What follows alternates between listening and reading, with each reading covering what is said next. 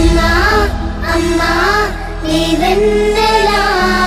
ఒక అందమైన అడవిలో ఎన్నో జంతువులు కలిసి సంతోషంగా జీవించేవి. అలాగే ఒక కుందేలు ఉండేది. అది చాలా వేగంగా పరిగెత్తేది. రోజూ అందరితో గర్వంగా చెప్పేది, నన్ను మించిన వేగం ఎవరికీ లేదు. అదే అడవిలో ఒక తాబేలు ఉండేది. అది నెమ్మదిగా నడిచేది, కాని ఎప్పుడూ ఓపికగా ఉండేది. ఒకరోజు కుందేలు నవ్వుతూ అన్నది, తాబేలు, నువ్వింత నెమ్మదిగా ఎలా నడుస్తావు?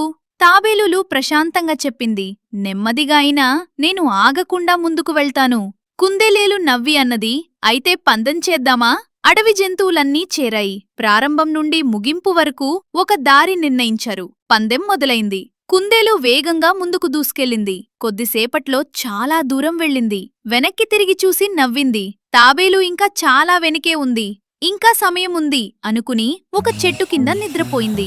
తాబేలు మాత్రం నెమ్మదిగా ఆగకుండా ముందుకు నడిచింది. ఒక అడుగు, ఇంకొక అడుగు అని తనలో తానే చెప్పుకుంటూ సాగింది.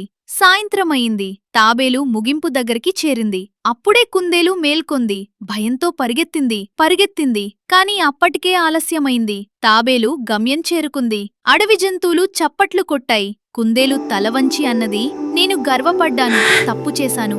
తాబేలు మృదువుగా చెప్పింది, గర్వం కాకుండా ప్రయత్నం ముఖ్యం.